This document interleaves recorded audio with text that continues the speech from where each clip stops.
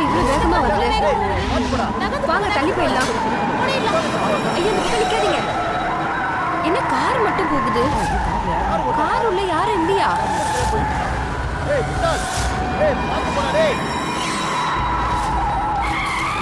அட இந்த வண்டிக்குள்ள யாருமே இல்லப்பா. என்ன கார்ல யாரும் இல்லையா?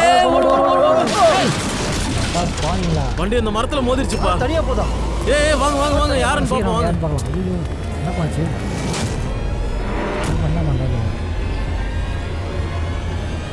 பப்ளு உள்ள யாரு இருக்கான்னு பாரு. டிரைவர் இல்ல, கார் மட்டும் தான் வந்திருக்கு.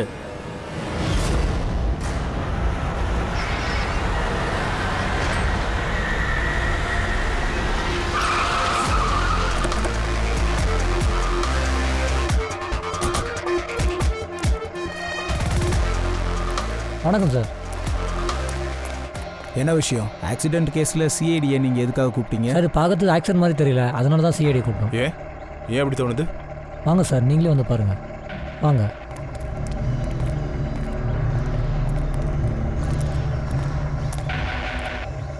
சார் டோர் ஓப்பன் பண்ண முடியல சார், ரொம்ப கஷ்டப்பட்டு தான் நாங்களே ஓப்பன் பண்ணோம்.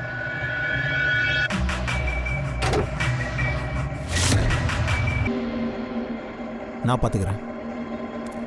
யார் முதல்ல பார்த்தது? என்னாச்சு சார்? இந்த மாதிரி நாங்கள் எப்போவுமே பார்த்ததில்ல, வண்டியில் டிரைவரே இல்லை சார்.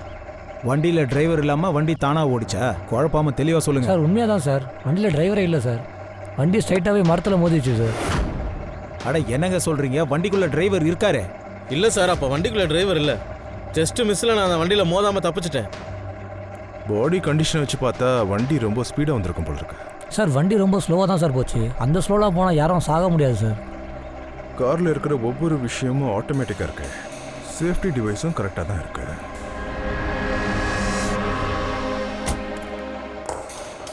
இவங்க எல்லாரும் என்ன சொல்கிறாங்கன்னா டிரைவர் சீட்டில் யாரும் இருந்ததை பார்க்கலையா? அப்படின்னா ஒரு வேளை இந்த டிரைவருக்கு முதலியே அடிபட்டிருக்கலாம் இல்லையா? அதனால தான் அவன் டிரைவர் சீட்டில் இருந்து ஸ்லிப் ஆகி ஸ்டீரிங் கீழே விழுந்து கிடக்கிறான் போல இருக்கு. அதுக்கப்புறம் ஆக்சிடென்ட் நடந்திருக்கலாம் இல்லையா? ஒருவேளை அதனால தான் பார்க்கல போல இருக்கு. ஏதாவது தெரிஞ்சுதா யாரு என்னன்னு? ஆமாம், அவன் பேர் அமன். இது அவனோட மொபைல் மொத்தமாக உடஞ்சி போயிருக்கு. அப்புறம் இன்னொரு விஷயம் விஜய், இந்த வண்டி மொத்தமாக ஆட்டோமேட்டிக். இங்கே பாரு, இப்போ கூட இந்த இன்ஜின் ஆனில் தான் இருக்கு, ஆஃப் ஆகல. ஒருவேளை இந்த ஆக்சிடென்ட் நடக்கும்போது அதனால இடிச்சிருச்சுல, அதனால காரோட சிஸ்டம் வந்து கிராஷ் ஆயிருக்கலாம். இவங்கெல்லாம் சொல்கிறாங்க கார் ரொம்ப ஸ்லோவாக தான் வந்துச்சுன்னு. அப்படி ஒரு இம்பேக்ட் எப்படி வந்துச்சு? ஒருவேளை யாராவது கோல்மால் பண்ணியிருப்பாங்களா? இருக்கலாம். ஓகே, வண்டியை போலீஸ் கேரேஜுக்கு அனுப்பிடலாம், அப்புறம் பாடியை ஃபாரன்சிக் அனுப்பிடலாம். சார் இந்த காரை நான் நல்லா செக் பண்ணிட்டேன். இந்த காரை யாரோ மாடிஃபை பண்ணியிருக்காங்க சார். எக்ஸ்ட்ரா சேஃப்டி ஃபீச்சர்ஸ் பண்ணியிருக்காங்க சார். எக்ஸ்ட்ரா சேஃப்டி ஃபீச்சர்ஸ்னால் என்னப்பா? நார்மலாக வண்டியில் இருக்கிறத விட ரொம்ப அதிகம் சார். அதாவது எக்ஸ்ட்ரா ஏர் பேக்ஸ், நல்ல குவாலிட்டியான ஷாக் அப்ஸ், ரொம்ப ஸ்ட்ராங்கான கிளாஸ், அப்புறம் ரொம்ப ஸ்ட்ராங்கான ரொம்ப குவாலிட்டியான சீட் பெல்ட்.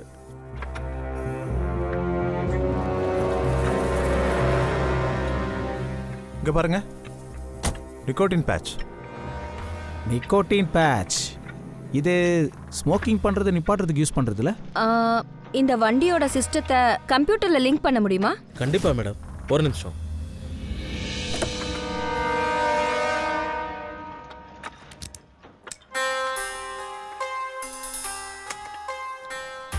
மேடம், யாரோ செட்டிங்ஸை சேஞ்ச் பண்ணிட்டாங்க. இந்த காரோட சாஃப்ட்வேரை யாரோ ஹேக் பண்ணிட்டாங்க. டோரோட கிளாஸ்ல இருந்து ஆரம்பிச்சு பிரேக் வரைக்கும் எல்லாத்தையும் வேற யாரோ கண்ட்ரோல் பண்ணியிருக்காங்க மேடம். அப்போ இது எல்லாத்தையும் வேற ஒருத்தர் கண்ட்ரோல் பண்ணியிருந்தாங்கன்னா அப்போ இந்த ஆக்சிடென்ட்க்கு அப்புறம் அவன் ஏன் என்ஜின் ஆஃப் பண்ணாம இருக்கான்? வண்டி இடிச்சதுல காரோட வயர்லெஸ் சிஸ்டம் டேமேஜ் ஆயிடுச்சு மேடம். அதனால தான் கார் ஆஃப் ஆகலை. வண்டியை ஹேக் பண்ணிட்டாங்களா? அப்படின்னா இது ஆக்சிடென்ட் இல்லையா? அப்போ மர்டரா?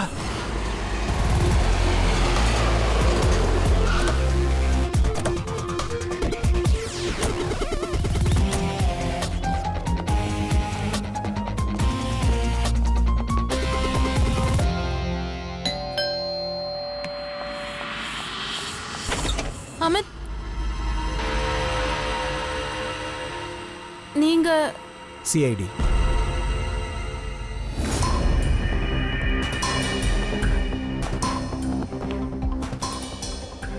இந்த ஆளு உடம்பு மேல டேங்கர் ஏறிடுச்சா என்ன? எலும்பு மொத்தமும் நொறுங்கி போய் கிடக்கு. எந்த டேங்கர் இவன் மேல ஏறல சோலனுக்கு. ஒரு சின்ன ஆக்சிடென்ட் தான் நடந்துச்சு. சின்னதாவா? ஆமா, அது கூட யாரோ வேணும்னே பண்ணிருக்காங்க. உங்க புருஷன் அமனோட வண்டி ஆக்சிடென்ட் ஆயிடுச்சு. அப்புறம் அவர் இல்ல அது எப்படி உங்களுக்கு தெரியும்? நான் அவரை கார் டிரைவ் பண்ண விட்டுறக்கூடாது.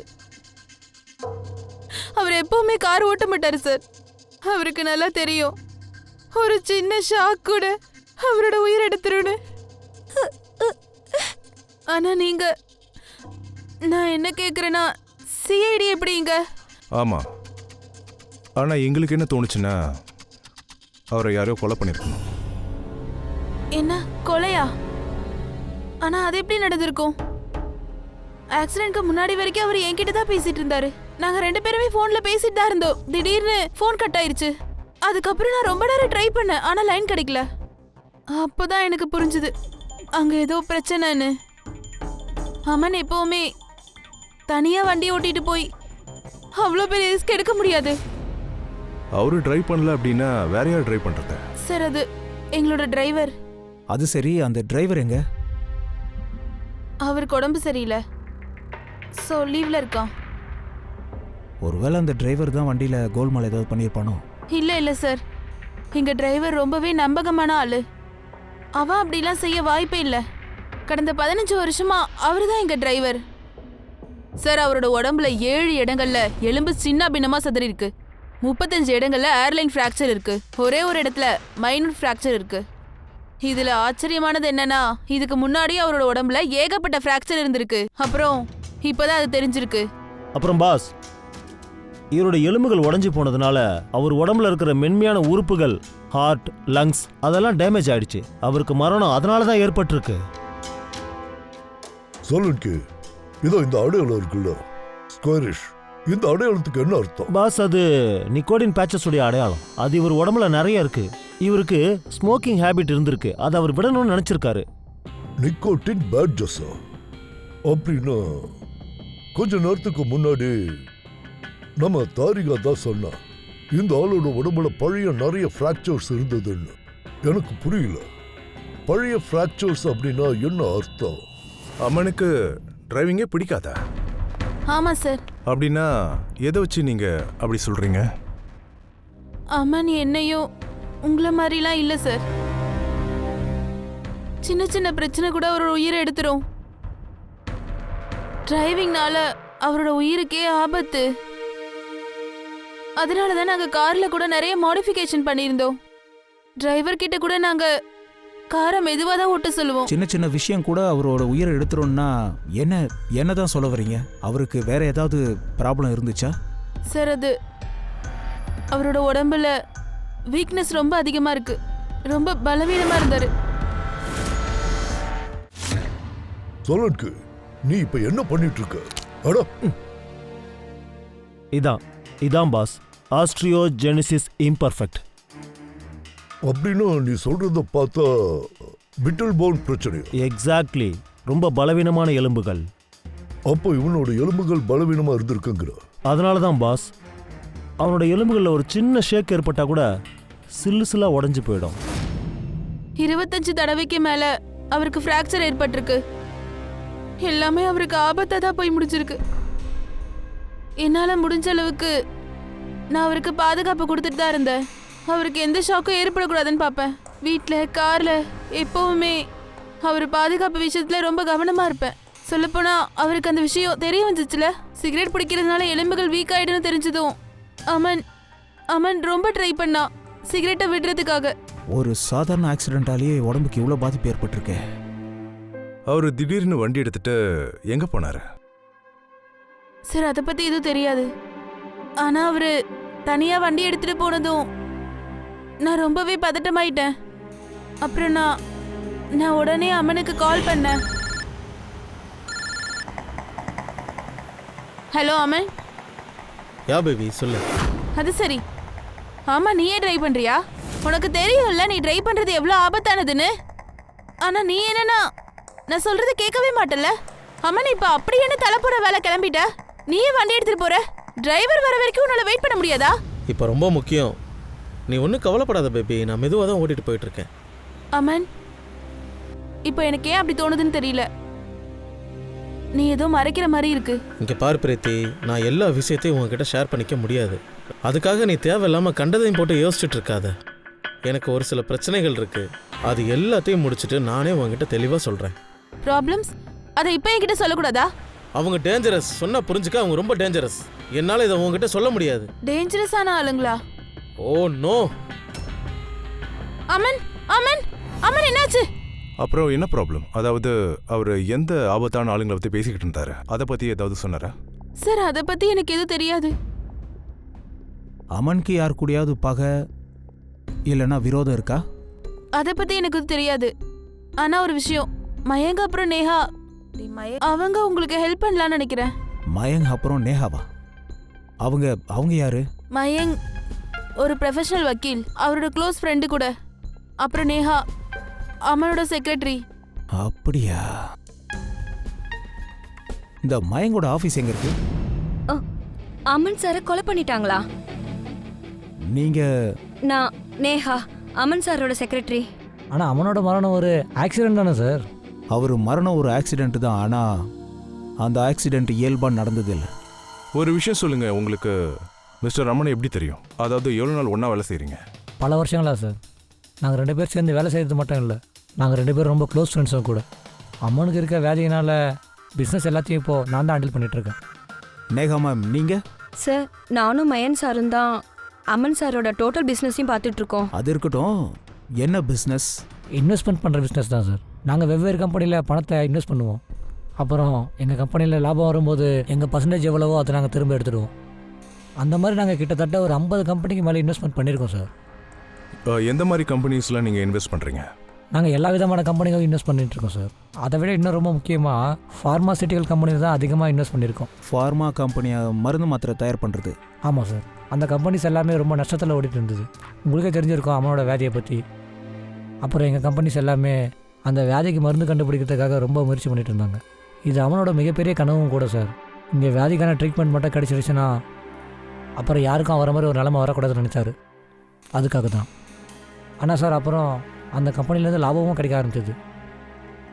ஏதாவது பகை இல்லை விரோதம் சண்டை? இல்லை சார், அப்படிலாம் எதுவுமே இல்லை. அப்படி ஏதாவது இருந்திருந்தால் கண்டிப்பாக என்கிட்ட சொல்லியிருப்பார். அவங்களோட ஒய்ஃப் என்ன சொல்கிறாங்கன்னா, அவர் சில நாளாகவே ரொம்ப டென்ஷனாக இருந்தாருன்ட்டு.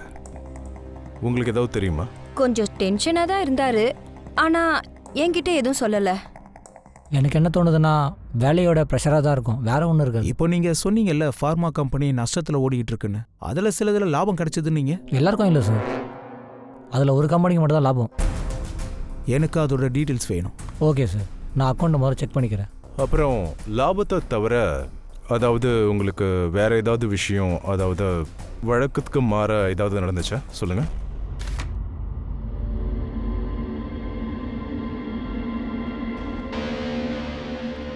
அவன் ஜாதவ் சார், அம்மனோட டிரைவர்.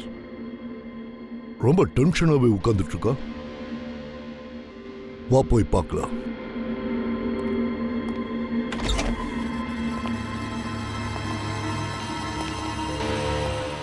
ஜாதவ்.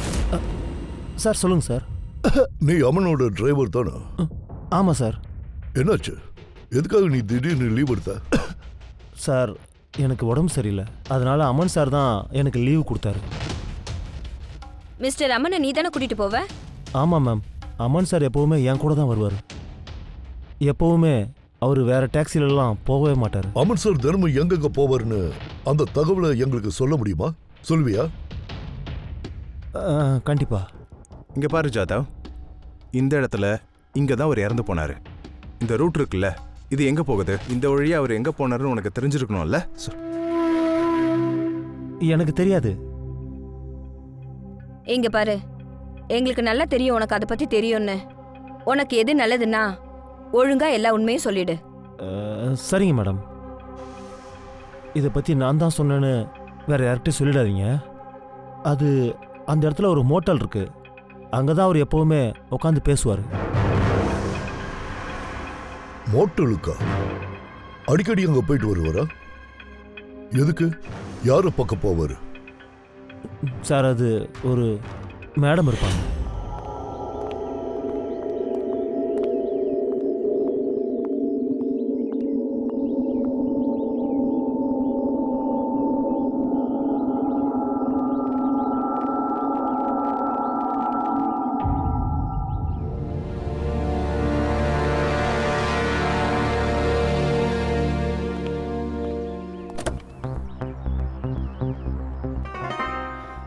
ஜாதவ், நீங்கள் பார்த்த விஷயம் இருக்குல்ல, இதை பற்றி யாருக்கிட்டையும் சொல்லக்கூடாது.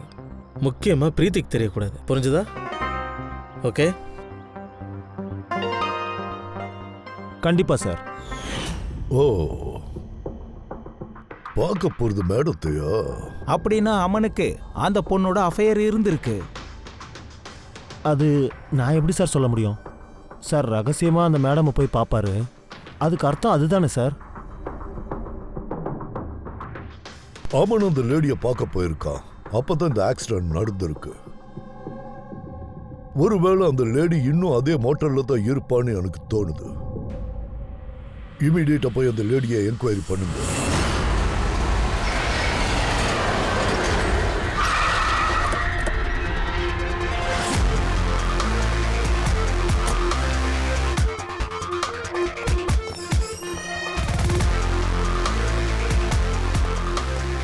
Excuse me. Yes madam, how can I help you? நாங்கள் ஒருத்தரை மீட் பண்ண வந்திருக்கோம். ஆனால் நீங்கள் யாரை பார்க்க வந்திருக்கீங்க? நாங்கள் சிஐடிஸ். இவர் உங்கள் ஹோட்டலுக்கு அடிக்கடி வந்துட்டு போவார்ல? ஆமாம் மேடம். யாரை பார்க்க வருவார்? எங்கள் ஹோட்டலில் ரூம் நம்பர் 305 ஒரு மேடம் தங்கியிருக்காங்க. அவங்கள பார்க்கறதுக்காக தான் இவர் வந்து போவார். 305? Yes sir. இன்னும் கொஞ்ச நேரத்தில் அவங்க செக் அவுட் பண்ண போகிறாங்க. அந்த பொண்ணு நம்ம கையை விட்டு போகவே கூடாது. எந்த பக்கமாக போனோம்? சார், இந்த பக்கம் லெஃப்டில். பங்கஜ், நீ படிக்கட்டு வழியா போ, நாங்கள் 2 பேரும் லிஃப்டில் வரோம்.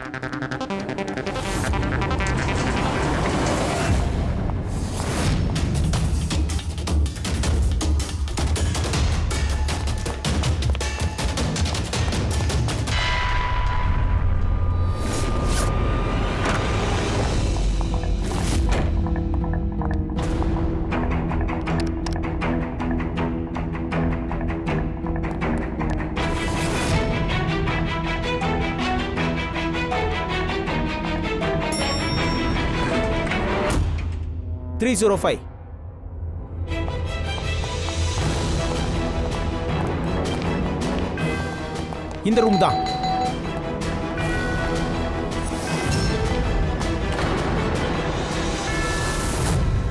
ரோகி? நோ. ஹேய், நில்லு. ஊர்வி. ரோஹி, எனக்கு கொண்டுடாதீங்க ப்ளீஸ். ஹேய், நில்லு. ரோஹி நில்லு. விடாதீங்க, புடிங்க. ரோஹி நில்லு.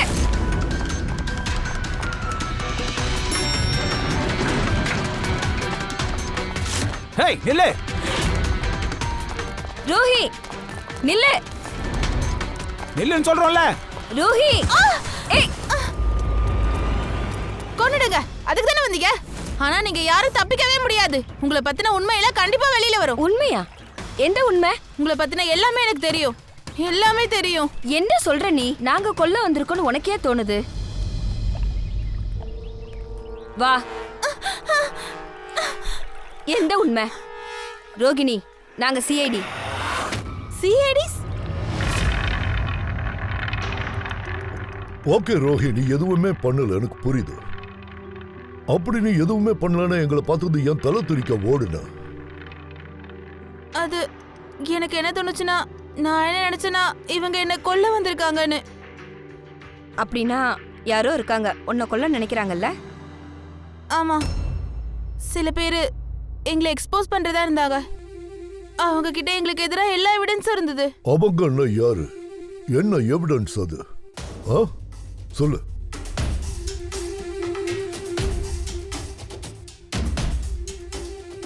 இந்த ஆளு உனக்கு தெரியும்ல? இவர் அமன் தானே? இவர் கூட சேர்ந்து தானே நீ எல்லா வேலையும் பார்த்த? இவர் கூட சேர்ந்து தானே நீ அவங்கள எக்ஸ்போஸ் பண்றதா இருந்த? அதனால தானே அமனோட உயிர் போயிடுச்சு. நான் சொல்றத கேளு. அடுத்தது அவங்களோட டார்கெட் அநேகமா நீயா தான் இருப்ப. அவங்க உன்னை கொன்னுடுவாங்க. நான் சாக விரும்பல சார். அப்ப சொல்லு, அவங்க யாரு? யார் அது? நீ ரகசியத்தை மூடி மறைக்கிறதுனால அவங்க உன்னை விட மாட்டாங்க. சார்,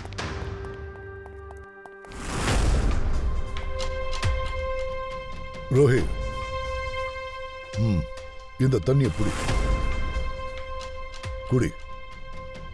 முதல்ல தண்ணியை குடிச்சு நான் உங்ககிட்ட சொன்னதை பத்தி யோசி. உன் உயிரை காப்பாத்திக்கிறத பத்தி யோசி. நான் இப்ப வந்துடுறேன்.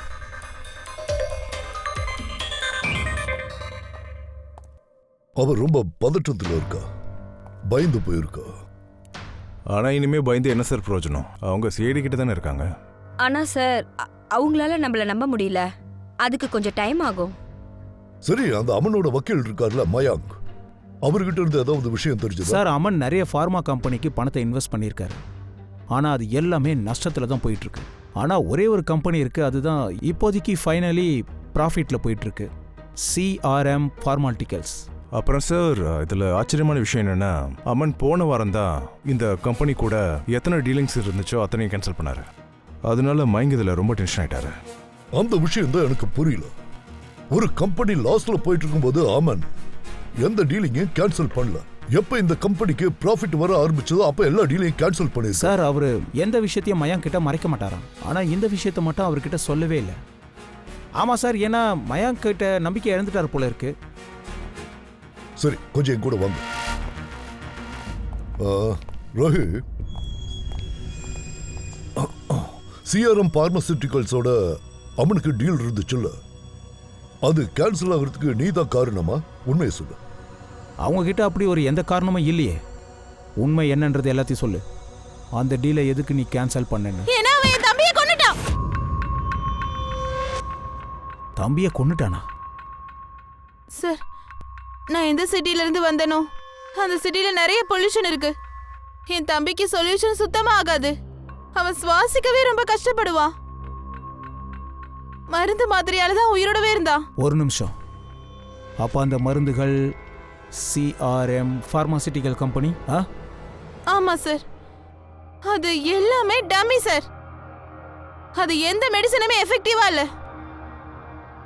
அந்த விஷயம் எங்களுக்கு ரொம்ப லேட்டா தான் புரிஞ்சுது. அதனால என் தம்பி அநியாயமா செத்து போயிட்டான். சரி, அந்த மருந்து மாத்திரையெல்லாம் டம்மின்னு உனக்கு எப்படி தெரிய வந்தது சொல்லு. சார், அது நான் ஒரு பிரைவேட் கம்பெனில கெமிஸ்டா இருக்கேன். இப்ப இந்த மருந்துலாம் என் தம்பிக்கு எஃபெக்டிவா இல்லையோ அப்பவே எனக்கு சந்தேகம் வந்துருச்சு. அதுக்கு என்ன காரணமா இருக்குன்னு யோசிச்சேன். அப்புறம் அந்த மெடிசன்லாம் நானே டெஸ்ட் பண்ணேன். அப்பதான் என் சந்தேகம் கன்ஃபார்ம் ஆச்சு. எல்லா மெடிசன்ஸுமே டம்மி. புரியல, டம்மின்னா? சார், ஒவ்வொரு மருந்தும் அதுக்கான ஸ்பெஷல் கெமிக்கல்ல செய்வாங்க. எந்த மெடிசன் என் தம்பிக்கு தேவைப்பட்டுச்சோ ஆனா அந்த கெமிக்கல் அந்த மெடிசன்ல கொஞ்சம் கூட இல்ல. அதனாலதான் அந்த மருந்து அவனுக்கு வேலை செய்யவே இல்ல. அப்ப அமன் அந்த கம்பெனில எல்லாம் இன்வெஸ்ட் பண்ணிட்டு இருந்தாரா? ஆமா சார், அதனாலதான் அவரை பார்க்க போனேன். ஆனா அங்க போனதுக்கு அப்புறம் தான் தெரிஞ்சது அந்த விஷயம்லாம் அமனுக்கே தெரியாதுன்னு. அப்புறம் அவர் என்கிட்ட ப்ராமிஸ் பண்ணாரு, அவர் எனக்கு ஹெல்ப் பண்றேன்னு சொன்னாரு. அட சார், நீங்கள் எப்படிங்க? ஏதாவது முக்கியமான வேலையா? இவங்க வந்து என்னோட அசிஸ்டன்ட் ரூஹி. இவங்களுக்கு மெடிசன்ஸ்லாம் எப்படி செய்கிறீங்கன்னு பார்க்கணுமா? பார்க்கலாம்ல. என்ன சார் இப்படி கேட்குறீங்க? உங்களுக்கு போய் எப்படி சார் முடியாது சொல்ல முடியும்? வாங்க மேடம். ஏன் ஒன்று பண்ணுங்க, நீங்கள் ஏன் கூட வாங்க, இது எல்லாத்தையும் ரூஹி பார்த்துக்குவா. ரூஹி, நீ போ. நீங்கள் வாங்க மேடம். ஒரு நிமிஷம் சார், நீங்கள் ரொம்ப உள்ளே போயிடாதீங்க. இங்கேருந்தே பாருங்கள். வாங்க சார், நம்ம போய்ட்டு. வாங்க வாங்க சார்.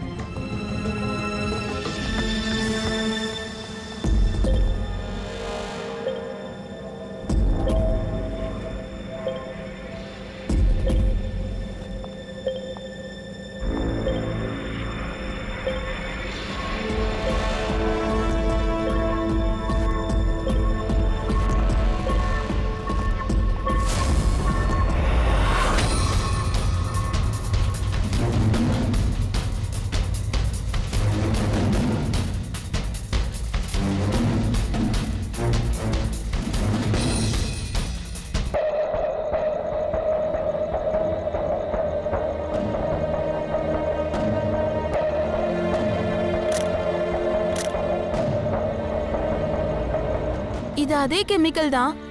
ஆனா எதுக்காக இவங்க அதெல்லாத்தையும் வெளியில எடுத்துட்டு போறாங்க?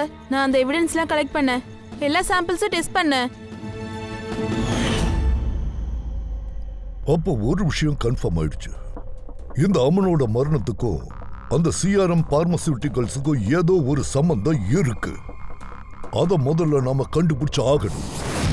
பாஸ், அந்த கார் அவ்வளோ பாதுகாப்பாக இருந்தும் கூட இவரோட எலும்புலாம் எப்படி நொறுங்கி போச்சு? அதை கண்டுபிடிச்சிட்டேன். அப்படியா?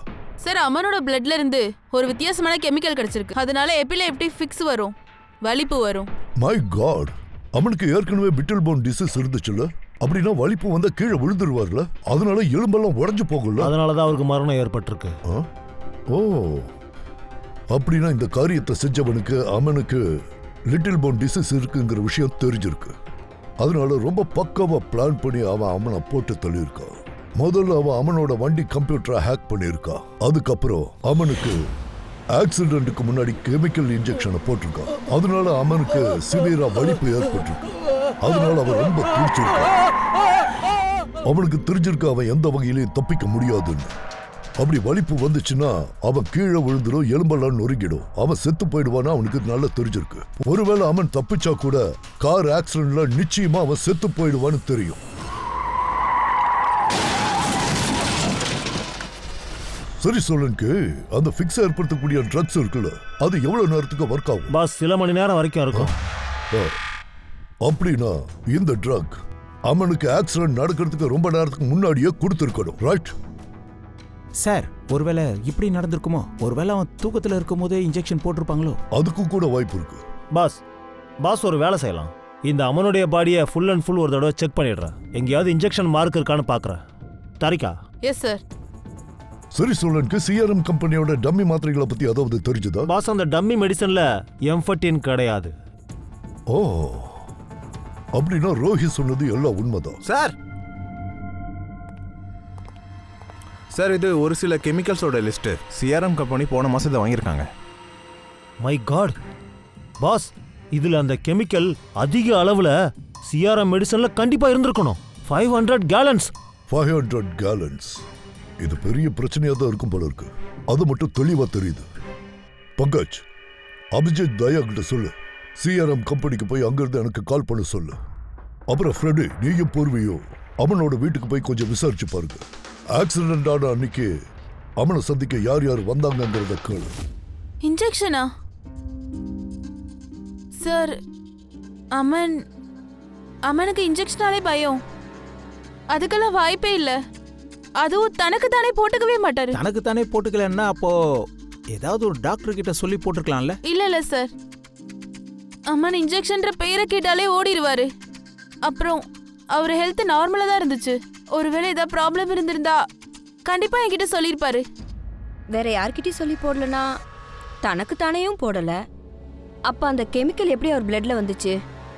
நீங்க ஒரு விஷயம் சொல்ல முடியுமா? வீட்ல இருந்து கிளம்புறதுக்கு முன்னாடி அம்மன் யார் யாரை பார்த்தாரு? மயங்க அப்புறம் நேஹா தான் மீட் பண்ண வந்தாங்க. அப்புறமா ஒரு ஆள் வந்திருந்தான், ஜஷ்வந்த். ஜஸ்வந்தா? இந்த ஜஸ்வந்த் யாரு? இந்த ஜஷ்வந்த் சிஆர்எம் கம்பெனியோட சிஇஓ. அமன் அவரோட கம்பெனியில பணம் இன்வெஸ்ட் பண்ணியிருந்தாரு.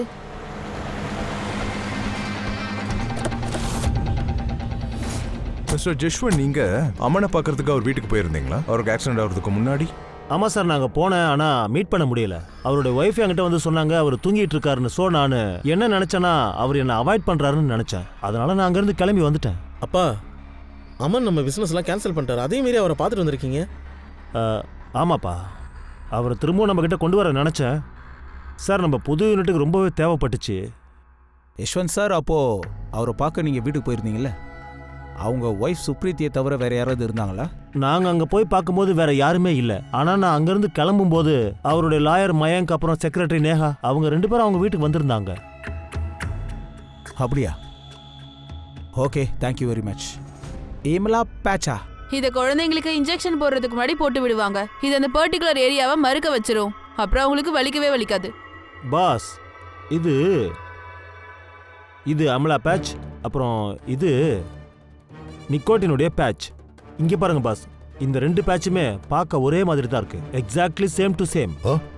கொலகாரன் நிக்கோட்டின் பேட்ச் இருக்க வேண்டிய இடத்துல அதை மாத்திட்டு இதை வச்சிருக்கான். இவர் கையில ஒட்டியிருக்கான். கையோட ஒரு பகுதியை மரத்து போக வச்சிருக்கான். அதுக்கப்புறம் ஃபிட்ஸை உண்டு பண்ற அந்த இன்ஜெக்ஷனை இங்க போட்டிருக்கான். அப்ப அவன் தூங்கிட்டு இருந்திருக்கணும். சார், இதை யார் செஞ்சிருப்பாங்க? யஷ்வந்த் ஒரு வாரமா அம்மனை மீட் பண்ணவே இல்லைன்னு சொல்றான். அப்படின்னா சார், அப்புறம் அந்த மயங்க் இல்லைன்னா அந்த நேகா அவ்வளோ இருக்கலாம்ல? பங்காஜ் இதை செஞ்சது யாருன்னு ஈஸியா கண்டுபிடிச்சிடலாம். அதுக்கு நாம வேற மாதிரி ஒரு கேமை விளையாடணும். அதுல ஜெயிக்க போறது நாமளா தான் இருக்கணும். Wait and see.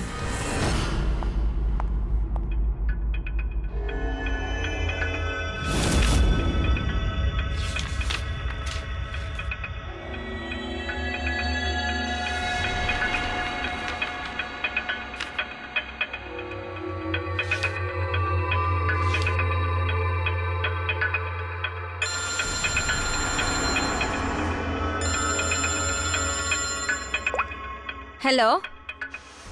நான் அனுப்புன கொரியர் உனக்கு வந்து சேர்ந்திருக்கும்னு நினைக்கிறேன். யார் நீ? எனக்கு எதுக்கு இதெல்லாம் அனுப்பிச்சு வச்சிருக்க?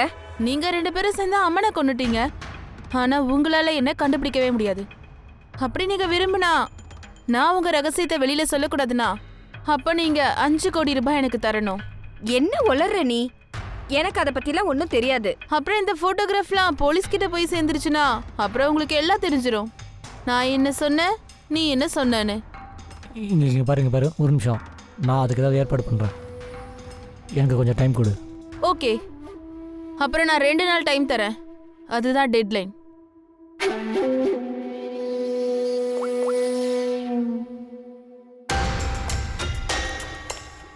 அந்த மாஸ்டர் மைண்ட் இவங்க தான் போல இருக்கு.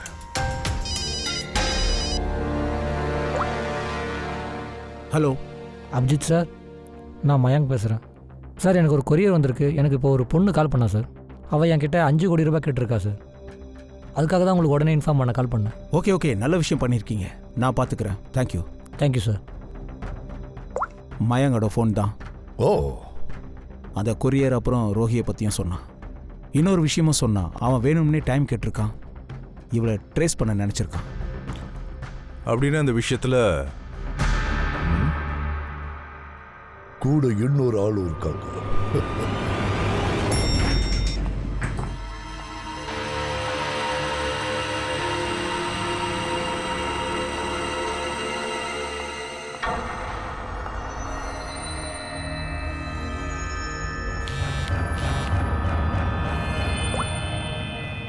சார். நீ அவளை க்ளோஸா வாட்ச் பண்ணிட்டு தானே இருக்க? ஆமா சார். அவ இப்பதான் இங்கேருந்து கிளம்புனா. அவ மிஸ் ஆயிடக்கூடாது பொறுவே. ரொம்ப க்ளோஸா வாட்ச் பண்ணு. எக்காரணத்தை கொண்டு அவ எஸ்கேப் ஆயிடக்கூடாது, ஞாபகம் வச்சுக்க. அந்த நேஹா தான் நம்மள குற்றவாளி கிட்ட கொண்டு போய் சேர்க்க போறா. சார்.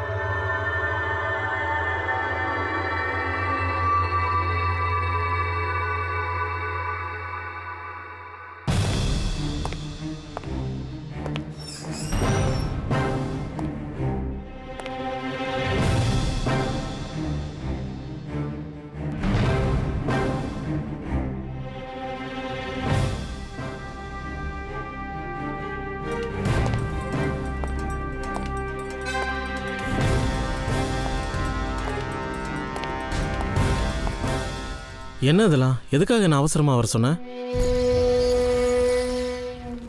என்னது இதெல்லாம்? என்னதுன்னு பாரு. நீ தானே சொன்ன எதுவும் தெரிய வராதுன்னு. அப்போ நம்மள பத்தின விஷயம் அந்த பொண்ணுக்கு எப்படி தெரிய வந்துச்சு? டோன்ட் வரி பேபி, எல்லாம் நான் பார்த்துக்கிறேன். நான் தான் இருக்கேன்ல. எப்படி அந்த அமரை போட்டு தள்ளணும் அதே மாதிரி அந்த பொண்ணையும் நான் போட்டு தள்ளிடுறேன். நீ ஒன்றும் டென்ஷன் ஆகாத பேபி. ஓகே?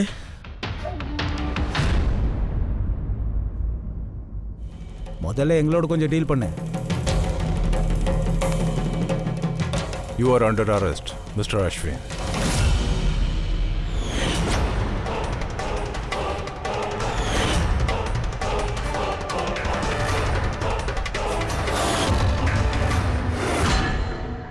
அஸ்வின் கிட்ட ஒரு ரீசன் இருக்கு.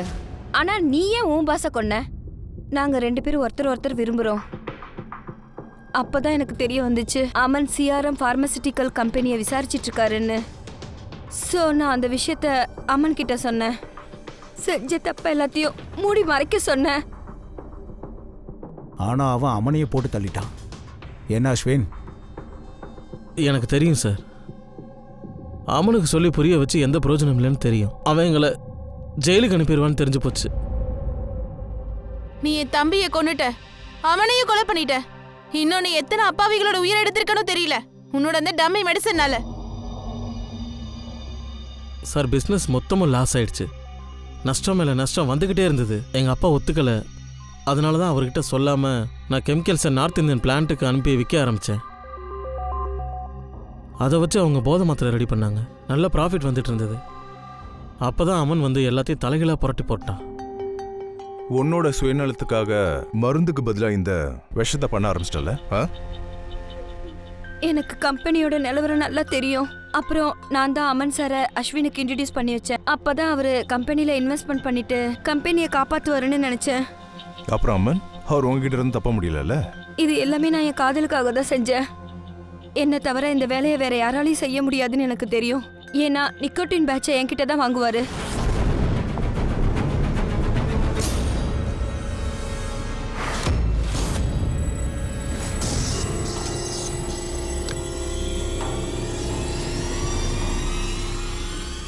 அதுக்கு அடுத்த நாள் நான் அம்மனோட வீட்டுக்கு போனப்போ, அட நீங்க ரொம்ப நேரம் வெயிட் பண்றீங்களா?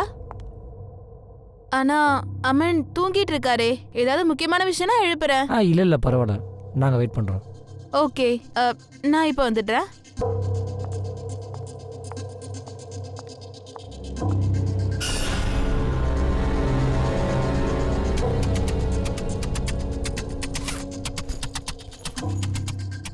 மயங்க், நான் வாஷ்ரூம் போயிட்டு வந்துடுவா.